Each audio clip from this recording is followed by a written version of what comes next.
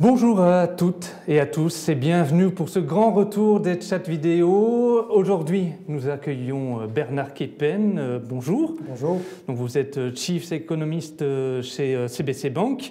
Et aujourd'hui, on va parler fondamentaux, situation économique sur les États-Unis et l'Europe. Donc, je vous rappelle un peu le concept internaute des chats vidéo. Il s'agit en fait tous les mercredis d'une rencontre avec un économiste, un stratégiste ou un analyste financier. Pendant 1 heure, vous pouvez lui poser toutes les questions que vous voulez dans le chat qui se trouve juste en dessous de la vidéo. Et donc aujourd'hui, comme je le disais, on va parler donc fondamentaux, retour à la macroéconomie, surtout avec ce qui s'est passé ces derniers jours sur les marchés financiers, marchés actions mais aussi obligations. D'ailleurs, avant de commencer, en guise d'introduction, un petit commentaire sur ces 3 jours de grande volatilité. Alors, plusieurs commentaires. Peut-être le premier commentaire, c'est clairement, on attendait ce retour de la volatilité pour 2018. Après une année 2017 qui avait été extrêmement calme en termes de volatilité, on savait très très bien que cette volatilité allait repartir à la hausse.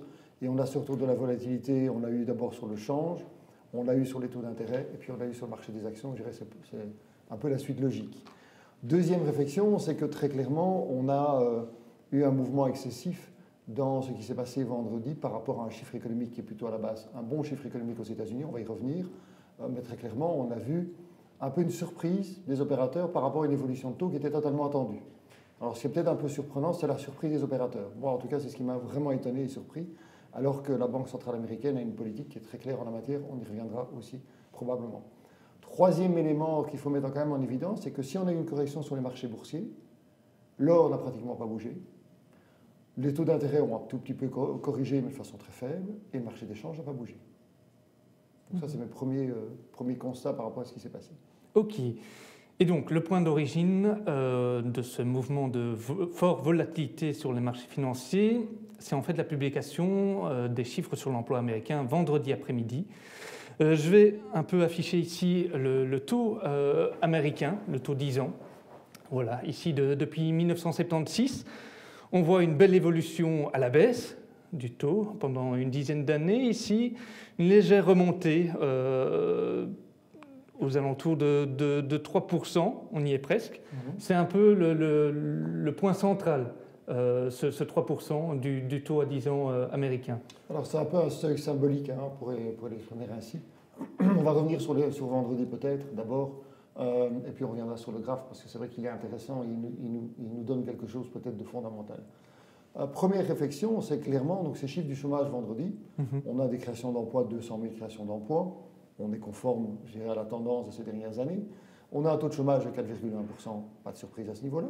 Ce qui va surprendre les opérateurs, c'est la fameuse hausse du salaire horaire moyen, qui est un niveau qui est passé de 2,7% en chiffre annualisé à 2,9%. Toutefois, a priori, une bonne nouvelle. Bon, une bonne création d'emplois, taux de chômage qui reste historiquement bas, et des salaires à la hausse. C'est le point des salaires à la hausse qui pose, ou en tout cas qui a posé problème aux opérateurs de marché, où tout d'un coup on s'est rendu compte que finalement 2018 était probablement le risque d'une reprise de l'inflation. Alors rappelons que 2017, on n'a pas parlé d'inflation, que les banques centrales se sont inquiétées de l'absence d'inflation, de la faiblesse de l'inflation en Europe, et donc un élément qui était très perturbant pour les banques centrales. Et là aujourd'hui, on a un chiffre qui nous confirme qu'effectivement, on a les premiers signes clairement de cette reprise de l'inflation aux États-Unis qui avait plutôt tendance à se stabiliser. Et ça, c'est la grande surprise. Et c'est la grande surprise, pas qu'il y ait une reprise de l'inflation, ou peut-être en partie, mais que tout d'un coup, la Banque centrale américaine a prévenu depuis des mois qu'elle allait augmenter ses taux de 3 fois en 2018. Donc il n'y avait aucune surprise, il n'y avait aucun élément qui était inattendu dans cette décision. Et tout d'un coup, il y a une prise de conscience par rapport à cette hausse des salaires que finalement, oui, elle va bien augmenter ses taux. Avec une conséquence d'avoir une forte hausse des taux obligataires aux États-Unis, qui avait déjà été amorcée en début de cette année-ci, puisqu'on est passé d'un taux de 2,40 à 2,88 sur le 10 ans américain en un mois de temps. Et donc ça a accéléré le processus.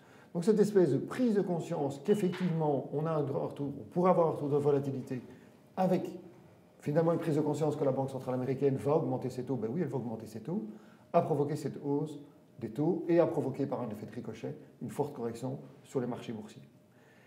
C'est clair que le niveau, et on va revenir sur le graphe maintenant, ce niveau des 3% est un niveau un peu psychologique et historique important, parce que si on passe ce seuil des 3%, ça veut dire qu'on pourra avoir un processus beaucoup plus marquant à la hausse sur les taux d'intérêt.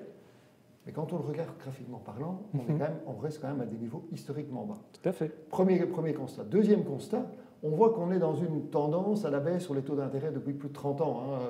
Si on prend sur une plus longue période, on pourrait même dire qu'on est plus que sur 30 ans, mais c'est à peu près sur 30-35 ans. On est sur un trend baissier des taux à long terme depuis des années. C'est peut-être fini. Ça, c'est peut-être la grande leçon qu'on va devoir tirer. On est peut-être aujourd'hui, après cette période, on a connu une période relativement longue de taux d'intérêt très bas historiquement parlant, avec une tendance à une légère reprise. Et donc on a peut-être une inversion totale de cette évolution sur les taux d'intérêt. Et ça, c'est peut-être un changement beaucoup plus fondamental, et qui ne sera pas probe à 2018, et qui ne peut pas justifier un impact comme on l'a eu pendant 2 jours au niveau des marchés boursiers. Ok, donc si je comprends bien, la réaction des marchés financiers, surtout à Wall Street, qui a perdu le Dow Jones 5% lundi, c'est en fait un problème d'anticipation. On ne s'est pas rendu compte tout de suite que la Fed allait vraiment rehausser 3 fois ses taux directeurs, enfin son taux principal, et on ne s'est pas rendu compte non plus au niveau ici des taux obligataires que c'était potentiellement fini ce trend baissier. Le sentiment, c'est vraiment que beaucoup d'opérateurs ne croyaient pas à cette hausse des taux de la part de la Fed en 2018 d'une ampleur de 3 hausses de taux. Et que donc ils sont restés figés sur un scénario de dire, un peu comme 2017, je ne veux pas avoir beaucoup d'inflation, donc la Fed va être très prudente et elle va finalement ne pas mener ces 3 hausses de taux. Or, la Fed, jusqu'à présent, elle a toujours réalisé ce qu'elle disait, et donc très clairement, le signal qu'elle avait donné jusqu'à présent était clairement un signal de hausse de taux. Je crois qu'il y a une mauvaise anticipation de la part d'un certain nombre d'opérateurs. Maintenant, il faut reconnaître aussi que la remontée des taux d'intérêt, quand on touche le 2,88, pratiquement les 3% aux États-Unis, provoque un réajustement de position dans les portefeuilles, parce qu'on va privilégier peut-être un peu plus l'obligataire que dans le passé, au détriment d'un certain nombre d'actions qui sont moins intéressantes en termes de rendement ou de dividendes. Et donc, on a un réajustement aussi qui a probablement aussi accentué cette correction. Ok, on va rester focalisé sur la Fed, avec à sa tête un nouveau venu, Jérôme Powell. Bon, il était connu, il était déjà dans le Conseil des gouverneurs depuis plusieurs années. Tout le monde dit que, en termes de politique monétaire, la Fed ne devrait pas changer avec cette nouvelle arrivée, que Jérôme Powell va rester dans la continuité par rapport à Janet Yellen. C'est votre avis ? Alors, il faut quand même se rendre compte que c'est la première fois qu'on a à la tête de la Fed par rapport au dernier président. On a quelqu'un qui n'est pas un économiste. Tout à fait. Juriste de formation. Juriste de formation. Ce qui est interpellant, parce qu'on se dit, tiens, pourquoi est-ce qu'on va mettre un juriste de formation à la tête de la Banque centrale américaine ? Alors, la raison, si on peut ouvrir une petite parenthèse 2 secondes, c'est simplement qu'il va s'occuper un peu de dérégulation, ou en tout cas, il s'est occupé de dérégulation, et il pourrait s'en occuper, ce qui est l'objectif de Trump. Et donc, la nomination de Powell est quand même un acte très politique, et qui est politique sur une déréglementation des marchés financiers. Ce qui est interpellant, évidemment, aujourd'hui, c'est quand on voit ce qu'a fait Bernanke, ce qu'a fait Janet Yellen, c'est chaque fois, la politique qu'ils ont menée ont été basées sur leur expérience en tant qu'économistes. Ça a été basé sur leurs études. Janet Yellen, si je prends son cas, était très, très, très spécialisée sur tout le marché de l'emploi. Tout à fait. Et donc, elle a été très prudente dans sa politique de remontée des taux, en estimant qu'elle n'avait pas les signaux, qu'on était vraiment sur un marché du plein emploi aux États-Unis, malgré l'amélioration du taux de chômage, et malgré ce qu'on peut dire un taux de chômage qui est historique, on peut en discuter longuement. Et donc, elle était attentive à cet élément-là, et grâce à ça, si je peux l'exprimer ainsi, elle a mené une politique prudente, parce qu'elle était focalisée sur ce qui pour elle était l'élément essentiel, et ce qui est apparu finalement comme un des éléments importants dans la reprise de l'activité aux États-Unis. Donc, ça pose la question de savoir quelle sera l'attitude de Powell aujourd'hui, qui n'a pas ce bagage économique, qui n'a pas cette vision économique, qui n'a pas cette référence économique. Et donc, dans ce cadre-là, il va dupliquer un peu ce qu'a fait Janet Yellen. Et donc, on va avoir une politique monétaire qui sera très prudente et graduelle dans la hausse des taux. Ça, c'est l'élément qui est rassurant aussi et qu'il faut rappeler. Parce que si la Fed dit, la Banque centrale américaine dit, on va augmenter les taux, on va l'augmenter 3 fois, ils ne vont pas l'augmenter 6 fois. Non. Ils ne vont pas l'augmenter de 0,50% à chaque fois. ils vont faire une hausse lente et graduelle. Donc ils ont très clairement dit qu'à chaque hausse qu'on va avoir, les 3 hausses de taux, ce sera 0,25%.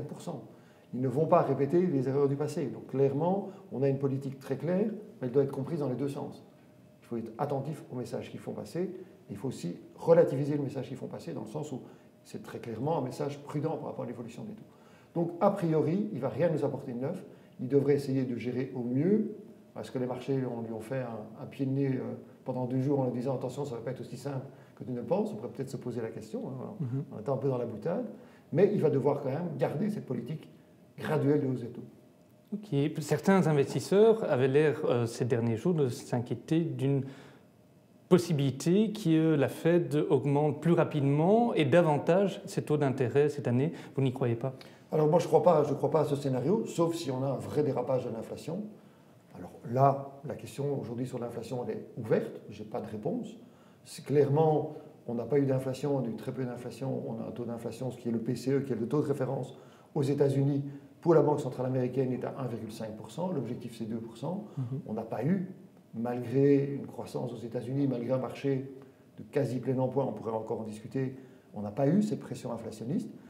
Mais clairement, il y a des signaux aujourd'hui qui disent attention, l'inflation est en train de poindre le bout de son nez. On l'a vu avec la hausse des salaires. On a aussi une diminution au niveau mondial des surcapacités de production, ce qui veut dire que j'ai de nouveau une hausse des prix à la production.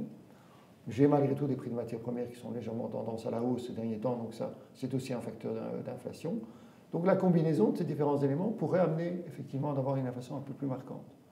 Si on est par contre dans les objectifs et qu'on va vers les 2%, la Fed ne va pas changer sa politique.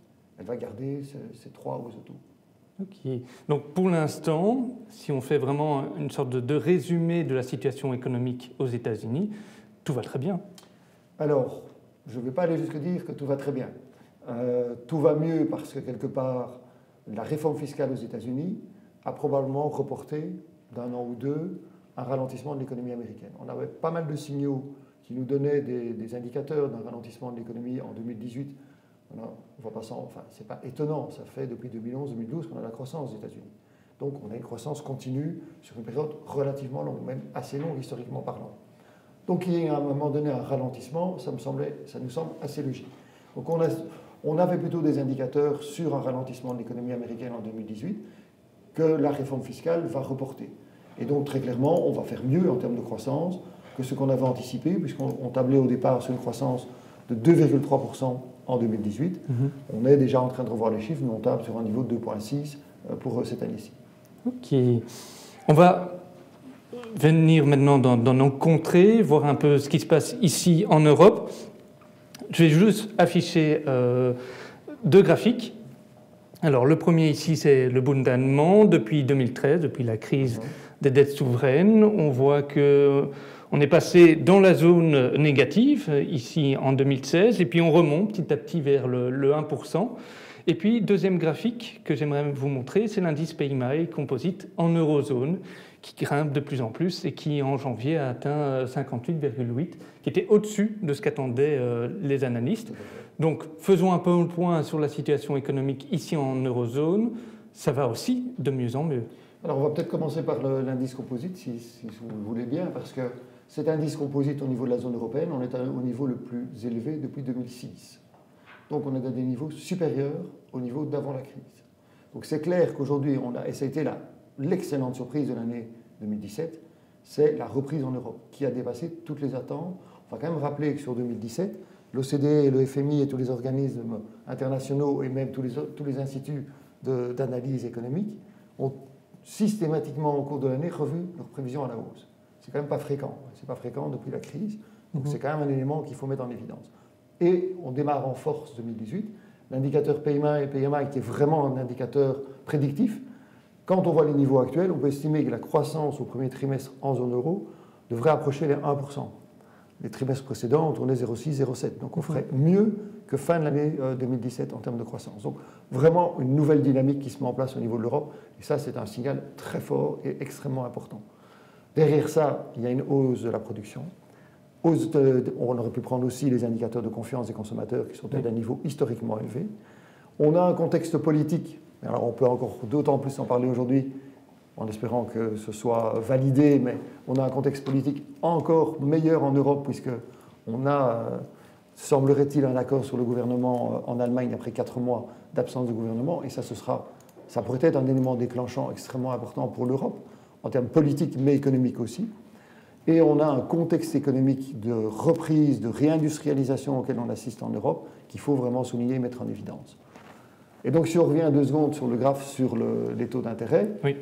En Allemagne, c'est clair qu'on a connu cette période des taux d'intérêt négatifs, ce qui est totalement anormal, mais qui est la conséquence d'un ralentissement économique, de la politique de la Banque centrale européenne, qui a mené cette politique de taux négatifs à court terme, qui a mené cette politique d'assouplissement quantitatif depuis 2015. Donc on a eu cette évolution à la baisse sur les taux d'intérêt long terme, mais clairement, cette reprise que l'on constate est le signal de l'amélioration du contexte économique en Europe, entraîné aussi à la hausse par les taux aux États-Unis. On a toujours cet effet mécanique qui va jouer.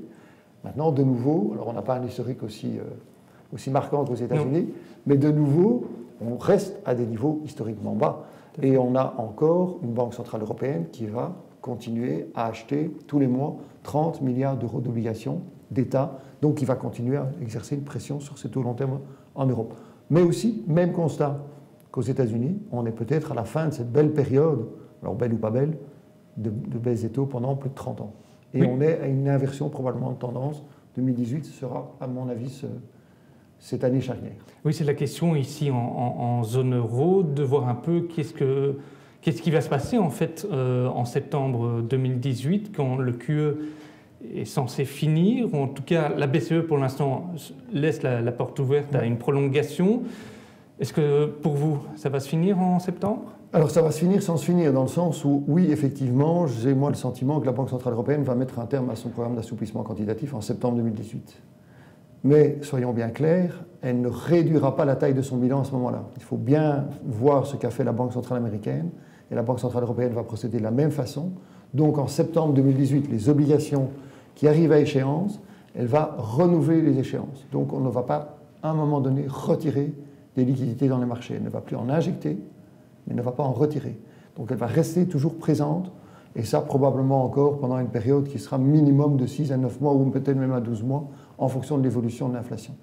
Comme on a ces petits signes d'inflation, des petites tendances inflationnistes qui commencent à se dessiner, c'est pour ça que j'ai le sentiment que la Banque centrale européenne arrêtera ce programme en septembre 2018. Oui, si je me souviens bien, Mario Draghi, donc le président de la BCE, a dit tabler sur une inflation autour de 2% pour fin 2018, début 2019. Hein. Ce qui est plus que les niveaux qu'ils avaient sous-entendus ces derniers temps. Donc c'est assez étonnant d'ailleurs que ce propos soit passé un peu inaperçu. Il est passé un peu inaperçu vu le contexte de ces derniers jours, donc on l'a passé un peu au bleu. Mais c'est quand même important, ça veut dire quand même qu'il a une vision un peu plus haussière sur l'inflation. Et l'accord qui a été signé hier en Allemagne par IG Metall, alors ce n'est pas l'objectif qu'ils avaient, puisque je rappelle qu'ils avaient un objectif de hausse des salaires de 6%. On est ici avec une hausse, l'un dans l'autre, on estime que c'est une hausse de 3,5% sur un an. Alors c'est un peu moins, mais c'est quand même un signal de hausse des salaires. Ça peut donner un impact qui pourrait percoler dans d'autres pays européens. Et donc une légère tendance à la hausse sur les salaires, donc un facteur d'inflation évidemment. On parle ici de l'inflation. Est-ce qu'au niveau de la croissance économique, où est-ce qu'on en est en fait en zone euro ? Alors zone européenne, donc fin l'année 2017, on a eu une croissance de 2,5%. C'est là où je dis, revoyons nos prévisions il y a un an, et quand on voit l'écart entre les prévisions et la réalité, c'est quand même fameux, et ça il faut quand même le souligner, et il faut mettre ça en évidence dans les fondamentaux dont on parlait au tout début de l'interview. Rappelons les fondamentaux essentiels aujourd'hui. Ces fondamentaux, c'est les indicateurs PMI, ces fondamentaux, c'est les taux de croissance, et donc la croissance en zone européenne, on devrait faire la même chose que 2017 sur 2018, donc des taux qui restent totalement assez exceptionnel par rapport à ce qu'on a connu depuis la crise. C'est évident que les esprits chagrins vont dire on ne retrouve pas les niveaux d'avant la crise, mais le contexte n'est plus du tout le même. Mais c'est évident, clairement, qu'on a une croissance aujourd'hui qui est en train d'auto-s'entretenir. Et qui est en partie aussi la résultante de l'amélioration de la situation en Europe. Et ça, c'est un élément qu'il faut quand même souligner. Ok. Mais si on voit bien ici un peu le graphique, donc on doit s'imaginer que pour les taux obligataires, on est dans une tendance haussière. Petit à petit, on va rejoindre le 1% pour le Bund allemand. Alors très clairement, on est dans une tendance haussière sur les taux au niveau européen comme aux États-Unis. Et je ne serais pas surpris qu'on voit le niveau des 1,30 sur le Bund allemand 10 ans à la fin de cette année-ci. Okay. Donc ce qui est quand même une hausse significative par rapport évidemment à une très longue période où on n'a connu que des baisses de taux finalement. Oui. Et c'est clair, si on doit faire une petite parenthèse, que ça va être très pénalisant pour les portefeuilles obligataires. On risque en 2018 d'avoir des performances négatives sur ceux qui n'ont que des portefeuilles obligataires. Alors que dans le passé, depuis des années et des années, l'obligataire a amené une part dans les rendements des portefeuilles. Tout à fait. Ce qui veut dire très clairement aussi que globalement, dans un contexte où on aura de toute façon des croissances qui sont moindres qu'avant la crise, on aura des performances globales de portefeuille qui seront moindres aussi, par cet effet négatif que va entraîner la remontée des taux d'intérêt long terme. Alors ici j'ai une question par rapport à la situation économique en Europe. Je vous la cite. Quelqu'un qui demande est-ce que l'Europe ne peut pas jouer un rôle plus important au niveau mondial avec des monnaies de conversion de matières premières, ainsi permettre d'exporter l'euro un peu mieux, puisque, il répète, les États-Unis, grâce à cela, externalisent leurs dettes et à un moment l'Europe devra réduire sa dette.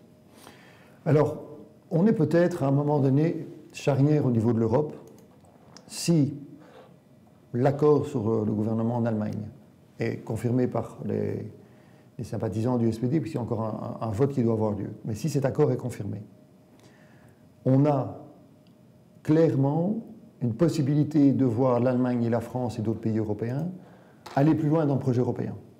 Et donc de donner une nouvelle dynamique au niveau de l'Europe. Ça, c'est le niveau politique. D'un autre côté, on a une politique de Trump qui a eu un impact, et on y reviendra peut-être, négatif sur le dollar. Et aujourd'hui, quelque part, le dollar a perdu cette notion de valeur de référence, valeur refuge. En 2017, on a eu la crise de la Corée du Nord. On n'a pas vu le dollar se renforcer, au contraire, on a vu le dollar s'affaiblir. Et donc, on est peut-être à un tournant charnière à ce niveau-là, où ce dollar perd cette valeur de référence, et ce qui pourrait à un moment donné poser des problèmes aux États-Unis, parce qu'ils vont devoir financer leurs dettes. Mais s'ils ont une devise qui se déprécie, en termes de coût, ça risque d'être assez lourd et provoquer une remontée des taux d'intérêt plus brutale. Je ne parle pas en 2018, mais je parle sur des beaucoup plus long terme.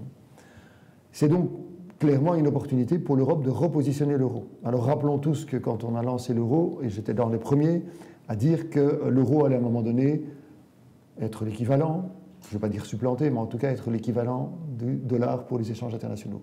On en est extrêmement loin quand on voit les réserves aujourd'hui, 60% encore sont des réserves en dollars. Donc le chemin est encore énorme. Mais il y a peut-être, avec la politique de repli sur soi des Américains, il n'y a pas une nécessité, il y a une obligation pour les Européens de se tourner beaucoup plus sur les marchés internationaux, de négocier des accords commerciaux, et donc de, quelque part, supplanter le dollar par rapport à ces pays, puisque de toute façon, les Américains ont décidé de se retirer d'un certain nombre de ces accords.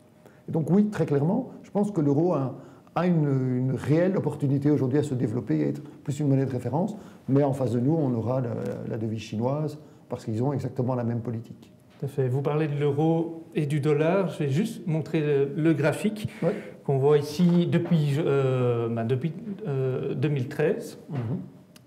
Donc on voit une forte chute de l'euro face au dollar en 2014, puis une forme de stabilisation. Et ici, depuis début 2017, une reprise de l'euro, qui est en fait plus un affaiblissement du dollar.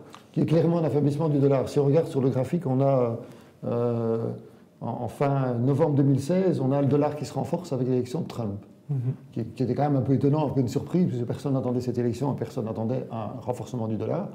Et puis, à partir du moment où il est réellement, c'est graphiquement parlant, c'est assez flagrant, à partir du moment où il est réellement au pouvoir, le dollar commence à s'affaiblir.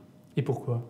Alors, il y a deux facteurs. Il y a, je crois clairement, qu'il n'y a pas de politique américaine cohérente. Et donc, au fur et à mesure des tweets, on a vu le dollar s'affaiblir. Que ce soit le retrait du climat, de l'accord sur le climat de la part des États-Unis, la dénonciation d'un certain nombre d'accords internationaux, le décret migratoire, mais tous ces éléments ont finalement eu un impact négatif sur le dollar. Et dans le même temps, au niveau européen, On a eu quelque part un recul relativement important du populisme. On a eu des résultats très positifs au niveau des résultats des élections en France, et donc un changement fondamental de perception politique. Les échéances électorales sont tombées les unes après les autres et on n'a pas eu de mauvaises surprises. Et donc cet élément a renforcé la position de l'euro, avec aussi très clairement une reprise économique qui a favorisé l'euro. Et tout doucement, on commence aussi à se dire que la Banque Centrale Européenne va changer sa politique, ce qu'on n'avait pas du tout envisagé précédemment. Et donc on a un peu la combinaison des deux, le choc des deux, qui a provoqué cette évolution de la parité en euro contre dollar. Mais c'est très clairement, pour moi, la baisse du dollar qui est l'élément essentiel. Ce n'est pas une hausse de l'euro, parce que le dollar a baissé par rapport au yen, par rapport à la devise chinoise, il a baissé de plus de 6% en 2017. Il a baissé par rapport au peso mexicain, enfin je pourrais les citer toutes, parce que c'est vraiment une tendance globale de fond. Est-ce que vous pensez que ici, fin 2013, début 2014, on était aux alentours de 1,40 ? Est-ce que vous pensez que c'est possible que l'euro remonte à 1,40 ? Et vous parliez tout à l'heure de la situation économique en eurozone, on est quand même sur une importante croissance.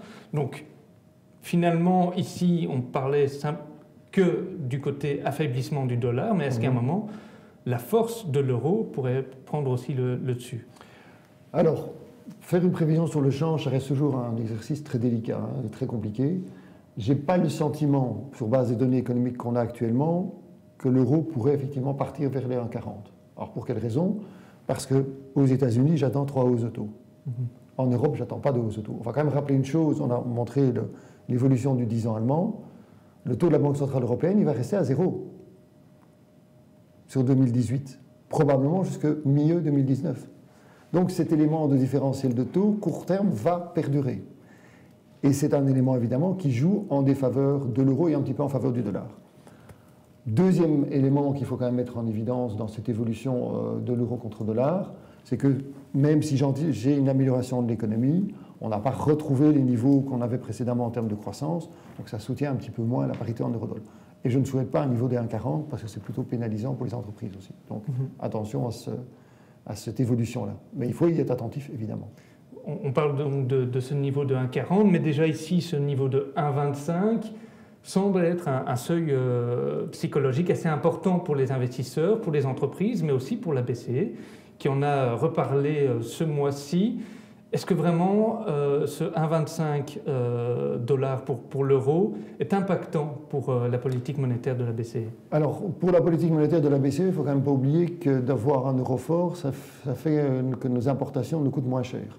Tout ce qui est importation de matières premières est évidemment moins cher pour l'Europe, donc c'est un avantage d'avoir une devise forte. Donc c'est plutôt un élément favorable pour l'Europe. On profite de ces importations qui nous coûtent moins cher. Ça reste une préoccupation pour la Banque Centrale Européenne, essentiellement pour une raison, c'est que lors des derniers sommets entre les États-Unis et l'Europe, et entre autres des gouverneurs des banques centrales, il avait été bien clairement dit qu'on ne parlait pas de la politique de change. Or, on a vu le secrétaire d'État aux États-Unis qui a clairement à Davos laissé entendre qu'un dollar faible arrangeait les Américains. Donc il a été un peu contre la parole qui avait été donnée. Et Mario Draghi a rappelé ça lors de la conférence de presse. Donc il n'a pas dit « ça m'embête », il a dit aux Américains « vous ne respectez pas vos engagements ».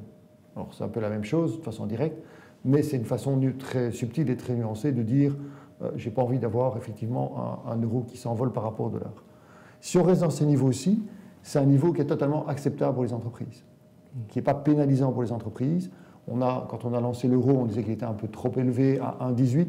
Ça correspondait au niveau des Allemands. Mais à ces niveaux-ci, ce n'est pas un niveau qui, pour moi, est pénalisant au niveau de l'économie européenne. Ok. On parle toujours ici, dans le chat, il y a beaucoup de questions par rapport à l'euro et à son évolution.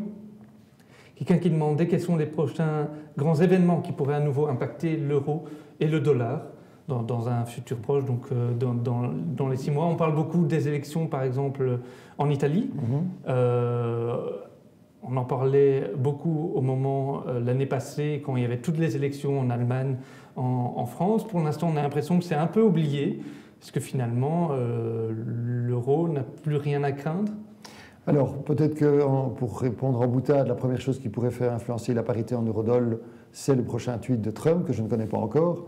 Mais donc ça, clairement, ça pourrait arriver, soyons clairs. Alors, concernant les élections, c'est évident que quand on voit que ça fait 4 mois qu'on n'a pas de gouvernement en Allemagne, ça n'a eu aucun impact sur la parité en euro contre dollar, donc aucun impact négatif sur l'euro. Et dans le cas des élections en Italie, c'est vrai qu'on n'en parle plus beaucoup, pourtant les écarts entre les différents partis sont extrêmement serrés. On risque d'avoir, comme d'habitude, je vais dire, un peu de mal à gouverner, ou en tout cas à trouver un accord du gouvernement, parce que ça va un peu partir dans tous les sens. Mais c'est vrai que ça ne préoccupe plus les marchés aujourd'hui, parce qu'on n'a pas le sentiment que ça va être une remise en cause de l'Europe, de l'euro, une sortie de l'euro. Tout ça c'est terminé. On n'est plus du tout dans ce scénario-là. Ok. Toujours sur l'euro-dollar et son évolution, vous disiez donc que ça n'a pas impacté les entreprises. En tout cas, pour l'instant, son évolution à 1,25 $. Est-ce qu'il y a un niveau qu'on sait plus ou moins évaluer ou à un moment ça va vraiment impacter les entreprises? Au-dessus du niveau actuel. Donc, juste au-dessus? Juste au-dessus. Si on sait très très bien que le bon niveau, c'est entre 1,20 et 1,23. Et donc, si on commence à passer au-dessus des 1,25, très clairement, là, ça va commencer à être pénalisant pour les entreprises. Donc, c'est clair que c'est un seuil psychologique extrêmement important, ce niveau des 1,25. Ok. Donc, résumons la situation. Tout se passe au mieux pour les États-Unis, tout se passe au mieux aussi pour l'Europe. On a même vu pour l'année passée la croissance économique en zone euro supérieure aux États-Unis. Pour l'instant, on a un affaiblissement du dollar, pas un renforcement de l'euro, vous l'avez expliqué. Pourquoi?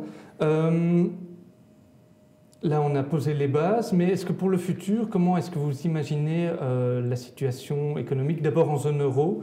Est-ce que ça va continuer? Est-ce que le train de retard qu'on avait par rapport aux États-Unis va être un moment rattrapé? Alors, que sur 2018, on va connaître une croissance en ligne et en phase avec ce qu'on a connu en 2017 semble assez évident, parce que les indicateurs restent solides, la reprise de la confiance est bien marquée, que ce soit au niveau des entreprises, on l'a vu, ou au niveau des consommateurs.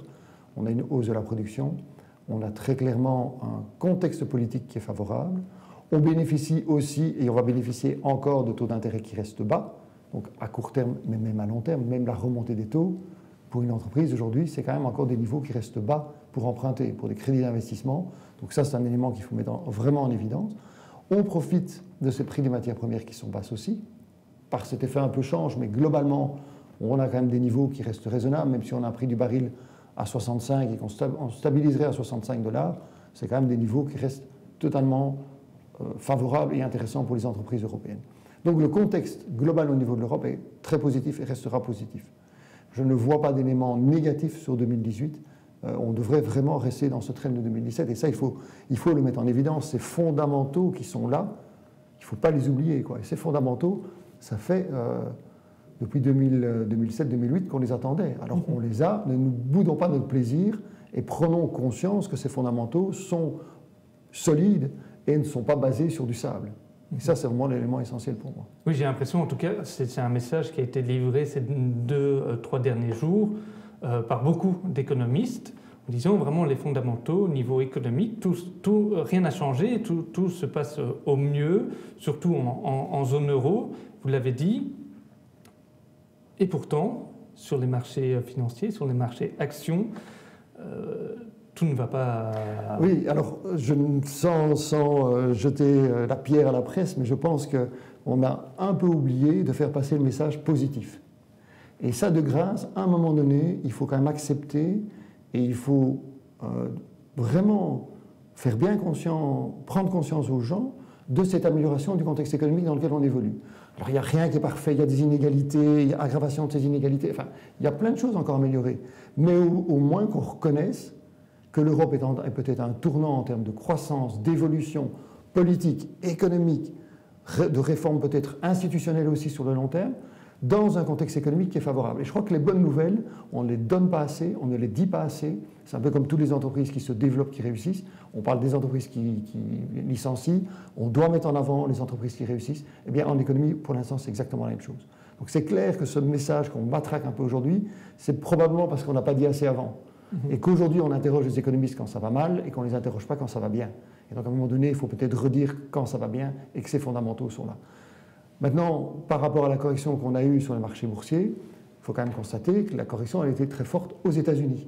elle était nettement moins forte en Europe. On va me répondre à ça, l'Europe a du retard, ok, mais clairement aussi, on voit bien que la perception négative venait des États-Unis, elle ne venait pas de l'Europe et elle ne s'est pas exprimée sur le marché européen. Donc ça conforte bien que l'Europe est dans une situation particulièrement positive pour le moment, et ça, j'insiste lourdement. Ok. Et du côté des États-Unis, comment ça va se passer dans les prochains mois? On parle beaucoup de ce plan d'investissement de plusieurs milliards de dollars que Trump essaye maintenant, après avoir réussi à faire passer la réforme fiscale. C'est son nouveau plan, enfin son nouveau gros sujet sur la table. Qu'est-ce que vous en pensez, tout simplement? C'est tout le problème du financement. On sait très bien que cette réforme fiscale, et c'est là où on peut avoir des inquiétudes à plus long terme aux États-Unis, cette réforme fiscale aura un impact positif sur 2018, assez faible finalement, parce que rappelons quand même que cette réforme fiscale va être intéressante pour les actionnaires, essentiellement, en termes d'impact économique. Donc l'impact économique est quand même très faible. Mais le coût au niveau de l'augmentation de la dette aux États-Unis est gigantesque. Et un nouveau plan d'investissement aura encore un impact sur la dette. Donc ce qui veut dire qu'on pourrait se retrouver dans cette situation où on est avec un ralentissement de l'économie en 2019 ou en 2020, et en même temps une augmentation fulgurante de la dette qu'il faut financer. Donc position des États-Unis qui devient assez peu rassurante et qui risque d'être instable, avec tout le problème alors à ce moment-là de savoir comment le dollar va évoluer. Alors, on pourrait se reposer la question, si on a un dollar qui ne reflètera pas cette inquiétude au niveau de l'augmentation de l'endettement et en même temps un ralentissement de l'économie. Cocktail un peu détonnant qui pourrait nous arriver. Pourtant, on a quand même un peu parlé de cet endettement. Pas beaucoup. Hein. Non, franchement, pas selon vous. Dans la réforme fiscale, tout le monde a parlé de la réforme fiscale. Oui. On n'a pas mis souvent en avant cette augmentation de l'endettement que ça allait provoquer dans les années futures. Mais c'est pas ça qui a provoqué l'affaiblissement. Mais c'est pas ça qui a provoqué l'affaiblissement. Non, puisque là, c'est l'affaiblissement, ça fait sur 2017. La réforme fiscale, c'est fin 2017. Et elle a commencé à produire ses effets 2018. Donc c'est pas du tout cette réforme fiscale qui a joué. Mais donc ça veut dire que le dollar peut continuer à baisser. Ça veut dire que le dollar peut continuer à baisser. Si j'ai un ralentissement aux États-Unis, combiné à cette augmentation de l'endettement, ce sera un point d'interrogation. Alors probablement pas sur 2018, mais pour les années futures, évidemment. D'où la nécessité de repositionner l'euro ou de positionner l'euro comme monnaie de référence pour ne plus devoir passer par ce rapport euro contre dollar et avoir des échanges qui sont en euros contre une autre devise et donc fondamentalement réduire ce dollar à ce qu'il doit être, c'est-à-dire non plus une valeur de référence, surtout que les États-Unis, économiquement parlant, ne sont plus une économie de référence non plus. Ok. Donc ça veut dire pour un investisseur américain, il faut tenir quand même à l'œil ce qui va se passer à Wall Street dans les prochains mois? Alors pour un investisseur européen qui investit aux États-Unis, vous voulez dire il est clair qu'il faut tenir compte toujours de l'impact change. Déjà. Et il faut tenir compte qu'on est dans un contexte où, malgré un contexte économique qui restera solide en 2018, on a des premiers signes de ralentissement de l'économie, on a des impacts qui seront négatifs avec la remontée des taux. Donc il faut être beaucoup plus attentif aux États-Unis qu'en Europe. Le contexte européen n'est pas du tout le même. Vous parlez de la dette tout à l'heure, de la dette américaine. Quelqu'un rappelle que la Chine, à un moment, il y a quelques semaines, a évoqué la possibilité d'arrêter d'acheter de la dette américaine. Et quelqu'un pose simplement la question, et si? Est-ce qu'on verrait alors les États-Unis être en défaut? Il faut quand même savoir, je ne sais plus si c'est Moody's ou c'est Standard & Poor's, une des deux agences de rating, qui a dit il y a 2 jours qu'on est en discussion sur le plafond de la dette. Là, hein. Ils doivent trouver un accord aujourd'hui ou demain, je ne sais plus, donc c'est tout proche. Ils ont quand même, un des deux a quand même dit, attention, s'il n'y a pas d'accord, on pourrait considérer ça comme, pas un défaut de paiement, mais en tout cas un report en termes de paiement de dette, et donc ça pourrait avoir un impact sur les ratings. Okay. Donc, c'est pas plus quelque chose dont on parle comme ça en dilettante, c'est quelque chose qui devient très tangible et très réel. Alors c'est clair que les 2 grands pays détenteurs de la dette américaine extérieure, c'est le Japon et la Chine, et donc si demain la Chine se retire, ça poserait un énorme problème. Maintenant, soyons clairs, comme la Chine a un énorme portefeuille en bons du Trésor américain, s'ils se retirent, ils vont provoquer 2 choses, une chute du dollar et une remontée brutale des taux d'intérêt. Donc la valorisation de leur portefeuille va être 2 fois impactée négativement. Donc on est un peu dans un jeu de dupes aujourd'hui où chacun se tient. Et ils savent très très bien que si eux ont un impact négatif sur les États-Unis, ils vont subir les contre-coups. Mais par contre, ne plus augmenter cette part d'investissement en bons du Trésor américain est déjà très clairement une politique qu'ils ont menée ces derniers temps et qui risque peut-être d'accentuer. Et donc, oui, ça posera le problème du financement de la dette américaine dans les années futures. Et tout ça part d'une, ce qu'on appelle, ou en tout cas certains soupçonnent, une guerre commerciale entre les États-Unis et la Chine, par exemple. Est-ce que vous y croyez? Et est-ce que ça pourrait se refléter à un moment en guerre des devises?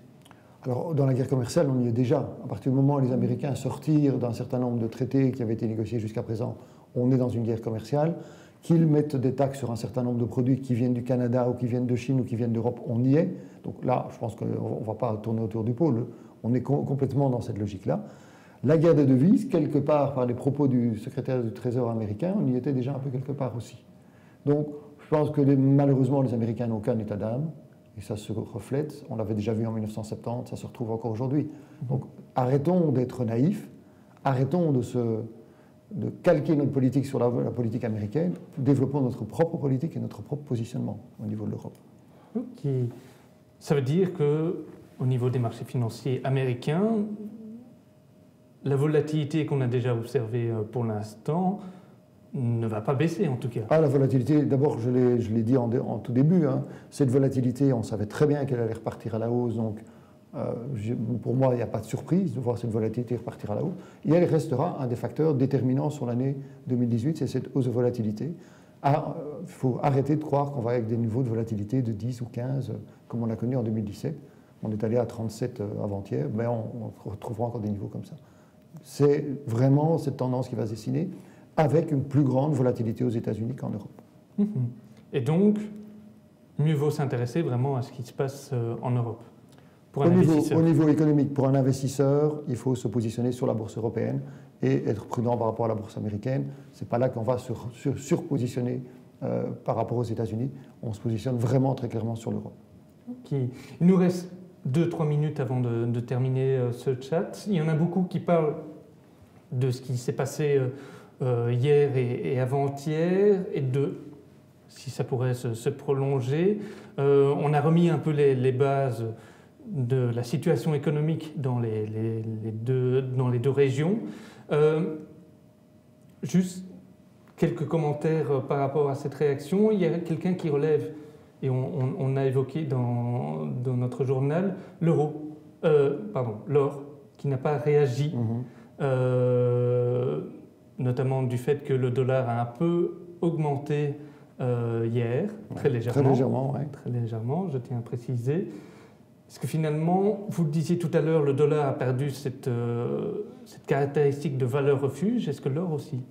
Alors, c'est assez symptomatique que l'or n'a pas bougé justement pendant ces 2 jours. Ça veut dire que très clairement, on a eu un excès dans la correction, mais on n'était pas dans la crainte d'un crash qui a provoqué un flux massif d'investisseurs vers l'or. Donc très clairement, cet élément-là n'a pas fonctionné parce qu'on n'était pas dans cette situation-là. Alors maintenant, est-ce que l'or reste encore une valeur refuge? Moi, j'ai toujours tendance à dire que valeur refuge, pour moi, ça n'existe plus, et l'or n'en fait plus partie parce que ça n'existe plus une valeur refuge. On a bien vu ce qui s'est passé dans les marchés ces dernières années. Tout ce qu'on a appelé un jour valeur refuge a perdu ce statut-là. Donc pour moi, ce n'est pas une valeur refuge comme les autres. Ok. Dernière question, une question attendue. J'avais préparé le graphique et vous l'attendiez aussi.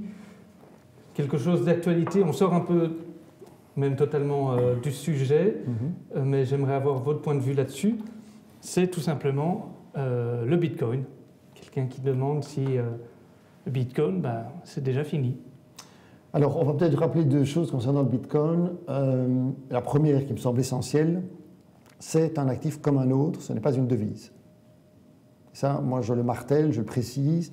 Et à partir du moment où on intègre bien que c'est un actif comme un autre, c'est aussi volatile, si pas plus, d'ailleurs, quand on voit le graphe, que n'importe quel autre actif financier. Donc, il faut envisager le Bitcoin comme un actif financier. Et il faut le voir comme un actif financier. Alors, est-ce que c'est fini? Je pense que l'excès qu'on avait connu est en train de se dégonfler à une vitesse excessive. Ce qui était excessif, c'était la hausse. La correction est tout aussi excessive. Est-ce qu'il faut pour autant se positionner sur le Bitcoin? On sait très bien les contraintes dans lesquelles on va devoir évoluer en termes de commercialisation, de liquidité, etc. Donc il faut déjà avoir un portefeuille fameusement diversifié pour se dire qu'on a envie de prendre du Bitcoin en portefeuille. Mais surtout, il faut arrêter d'appeler ça une monnaie. Ce n'est pas une monnaie. Ça ne rentre pas dans la définition, dans le rôle, dans l'évolution d'une monnaie. Et pour vous, ça ne va jamais remplacer une monnaie? Ah, ça, je n'ai pas dit. Ce qui est intéressant enfin, il y a deux choses qui sont extrêmement intéressantes dans le Bitcoin. La première, même je dirais trois, si j'ai le temps de le faire. Il y a trois choses. La première, c'est qu'il a été créé pour se protéger par rapport à une destruction, un éclatement des marchés financiers. Il a été créé juste après la crise, 2008-2009. Donc ça veut dire qu'effectivement, la crainte qu'a provoqué 2008, elle est toujours bien présente, les gens pensent que ça peut revenir, et donc ça, il faut toujours avoir à l'esprit.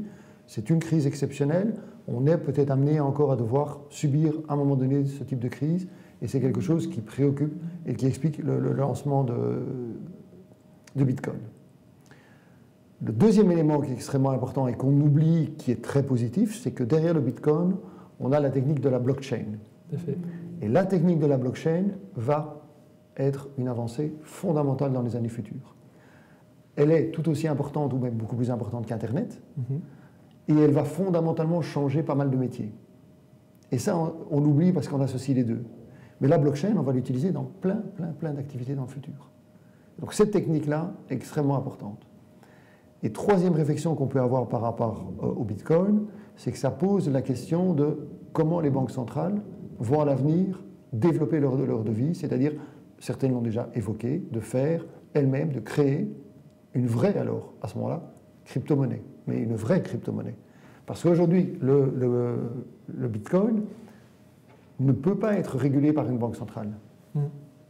C'est totalement impossible, il n'a pas ces possibilités-là. Si demain, c'est une crypto-monnaie créée par une banque centrale, elle peut alors à ce moment-là réguler, et donc réguler la liquidité, réguler les taux d'intérêt si on a une politique monétaire tout à fait normale qu'on doit avoir dans des marchés financiers. Donc il y a pas mal de leçons à tirer du Bitcoin, et je ne jette pas le Bitcoin en disant je ne veux pas en entendre parler, je trouve que c'est intéressant ce qui se passe, c'est intéressant le développement, et on doit y être attentif et on doit suivre cette évolution parce que c'est inéluctable dans l'évolution globale qu'on va connaître. Le Bitcoin ou les crypto-monnaies? Ou les crypto-monnaies, oui, parce que le Bitcoin est un peu le référent pour l'instant. A été un peu le référent. Maintenant, il y en a plein d'autres qui ont fait la même chose que lui. Il y en a d'autres qui ont fait pire, mais c'est vrai que c'est un peu le référent pour le moment. Ok, on va clôturer gentiment ce chat vidéo. En guise de conclusion, j'aime bien remettre un peu tout dans l'ordre parce qu'on est parfois un peu parti dans tous les sens. Donc aujourd'hui le thème c'était vraiment retour aux fondamentaux, expliquer vraiment, vous l'avez dit, il fallait réexpliquer aux gens où est-ce qu'on en était au niveau de la situation économique. Et donc pour les États-Unis et pour l'Europe, qu'est-ce que vous en pensez? Alors on va être très clair au niveau du message. Grâce à la réforme fiscale aux États-Unis, on évite un ralentissement de l'économie, mais il faudra faire attention dans les années futures à cette évolution de l'économie aux États-Unis.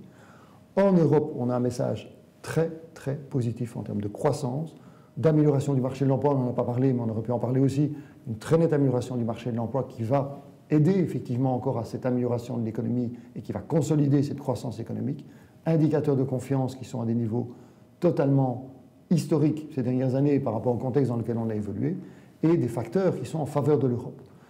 En plus, un contexte politique qui pourrait être très positif si on a vraiment cet accord du gouvernement en Allemagne, ça c'est vraiment un élément essentiel.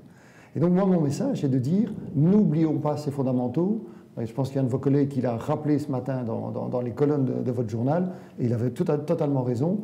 On doit revenir sur ces fondamentaux, et surtout, n'ayons pas peur des positifs, et d'affirmer effectivement que la situation économique s'améliore, et de mettre en avant les réussites plutôt que de mettre les échecs devant. Je crois que ça, c'est aujourd'hui peut-être un peu la tendance que nous avons tous à ne pas mettre en avant ces éléments positifs, et il faut absolument les mettre en avant. Ok, et ben voilà, j'espère que le message est bien passé. Merci en tout cas, Monsieur Keppen, d'être venu pour notre grand retour des chats vidéo.